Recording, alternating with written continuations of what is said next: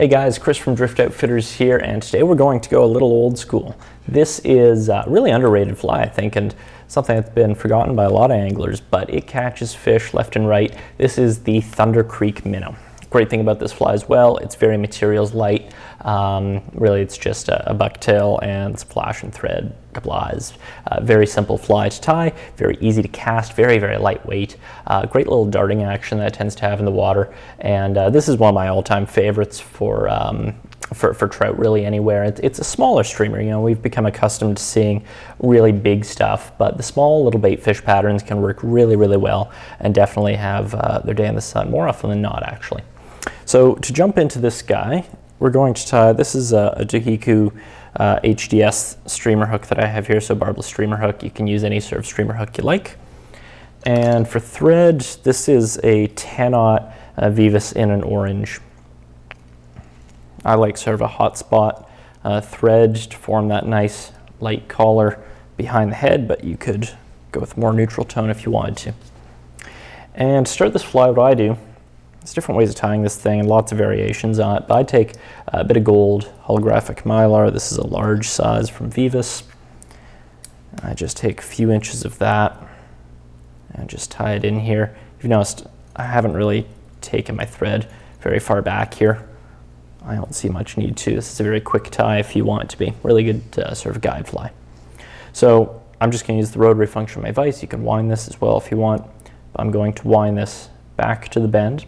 And even this step is optional. If you really wanted to keep this fly simple, you could skip this entirely and really just jump right onto the bucktail. I'm going to take it back to the bend and then take it back forward here,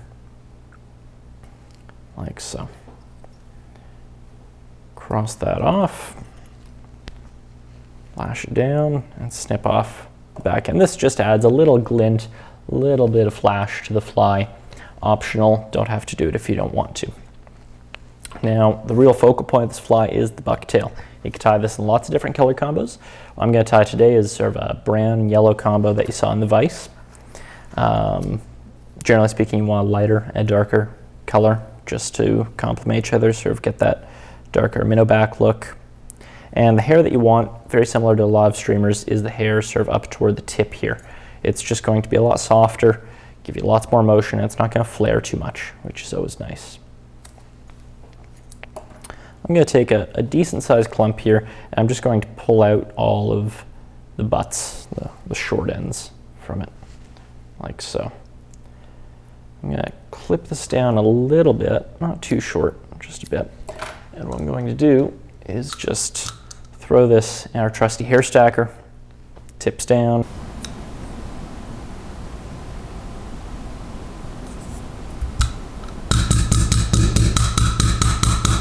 So this just gives you a little bit more profile. They don't have to be perfectly stacked, don't need a completely square edge, but having that little bit of extra density back there I think is a good look. Now as far as length goes on this fly, what I usually shoot for is maybe a little bit longer than some would, but I go for about hook shank length past the bend here.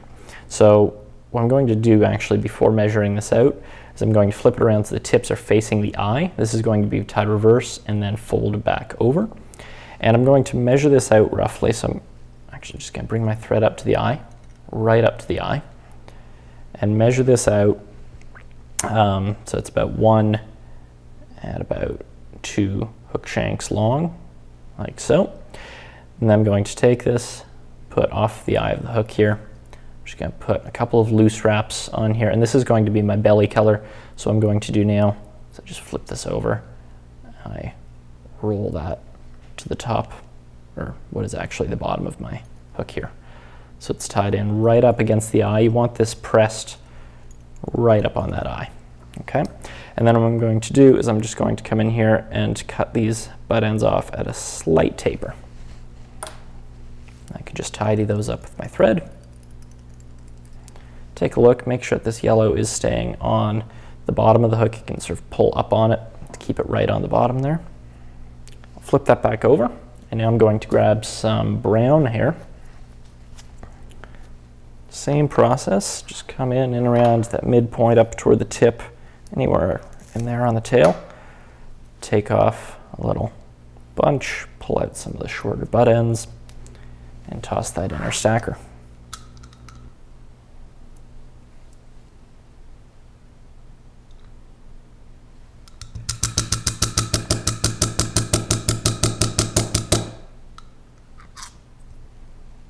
Little tip for you as well, when you get the hair out of your stacker, those tips are pretty nicely aligned at the moment, but as soon as we start handling these and manipulating them, the chances of them getting misaligned go much higher. So little tip to limit the amount of handling that's necessary is actually to turn this around and take this out of your stacker with the tips already facing the side you want them to point to, so you don't have to alter hands too much. So I'm just going to pull those out. And I'm just going to quickly push up on these yellow hairs here and just measure those up so that they sort of match up there for length. And if anything, I want these brown ends, I would say, to be maybe a tad longer, but ideally just sort of equally sized there. And what you just want to make sure is that this hair is distributed evenly around the shank, so when you fold this back there aren't really any gaps. Now if you do have a little bit of a gap here or there, it's going to get covered up by the eyes anyway, so it's nothing to lose sleep over, but that will help you just make sure that this evens out in the end. I'm going to do the same thing with the brown waist ends here, just clip them off at an angle, and again tidy up with my thread. I'm not too worried about making this really neat and tidy. This is all again covered up. You won't see it in the final product, and it'll be covered up by glue as well, so it'll be really well protected. I'm going to take this back to, you can't really see where I'm starting at with the eye here. If the eye is about here, it's about a third of the way back, or maybe a little bit further back than that, maybe even almost to the halfway mark on this hook. And what I'm going to do here is I'm going to, again, just try and separate these two bundles of hair. So you can see I've got a couple of yellow fibers in this brown. I'll try and sort that out if I can. It's not the end of the world if they won't pull out there. That will give you that really nice clean split, top and bottom.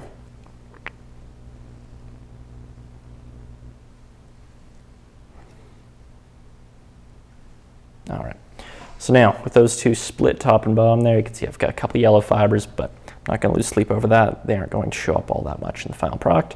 I'm going to start, actually I like to start with the bottom clump here, because if it rolls a little bit on me, the brown is still going to veil it and cover it up, which I'd prefer the other way around. So I just pull that back to where my thread is, pull nice and tight to get a nice small head here, and put a couple wraps over, and then I'm going to do the same with the brown here.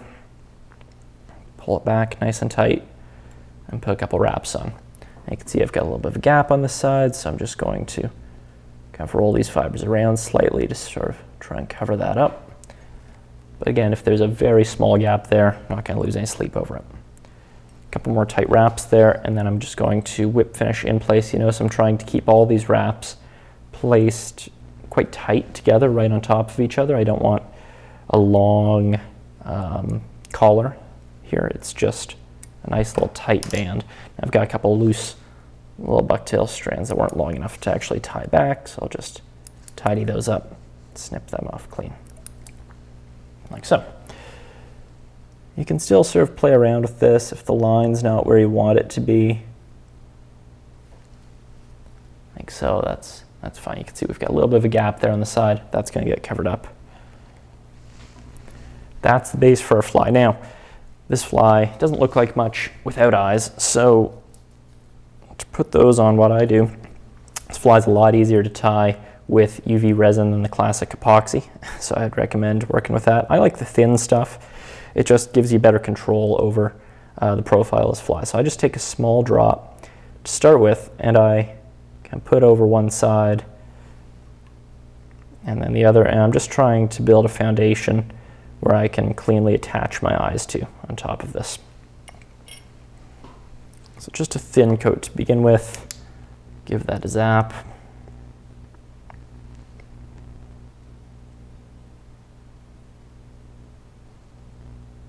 Like so.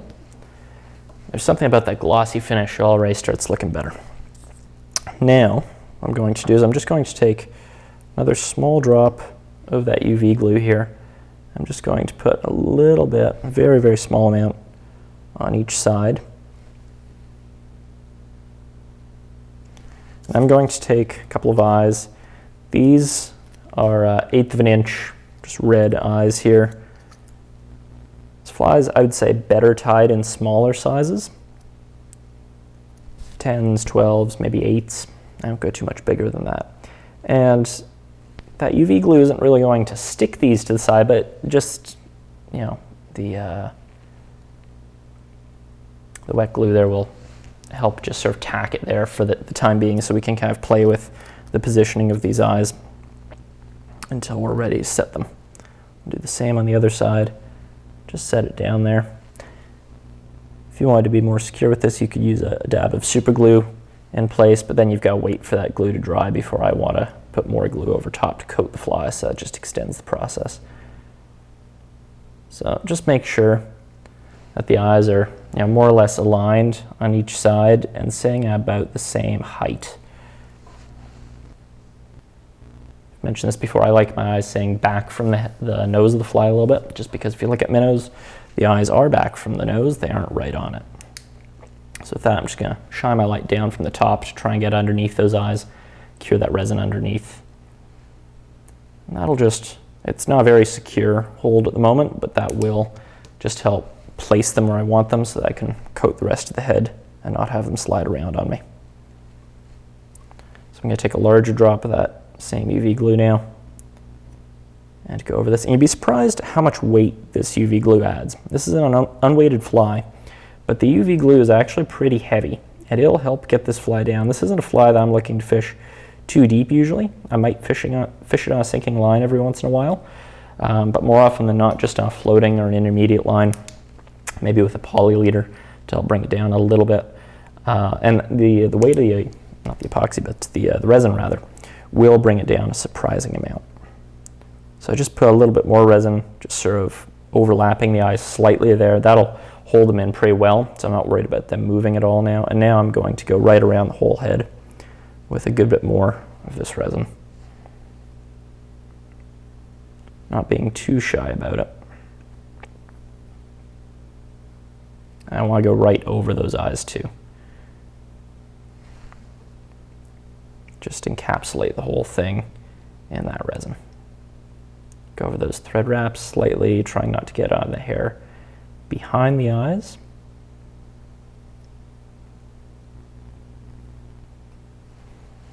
There we go. And then we'll hit that with our light. And this is a super durable fly, kind of like a Clouser minnow or something like that, where, you know, bucktail being the primary ingredient here, it's a very durable, very tough hair overall, so you can catch a lot of fish on this, and those hairs aren't going to break, they're not going to pull out, and the UV glue over the top of this thing just really seals the deal. Make sure that that's going to last you a long time. The only way you're going to lose this fly is if you hang it up in a tree. That is your Thunder Creek minnow.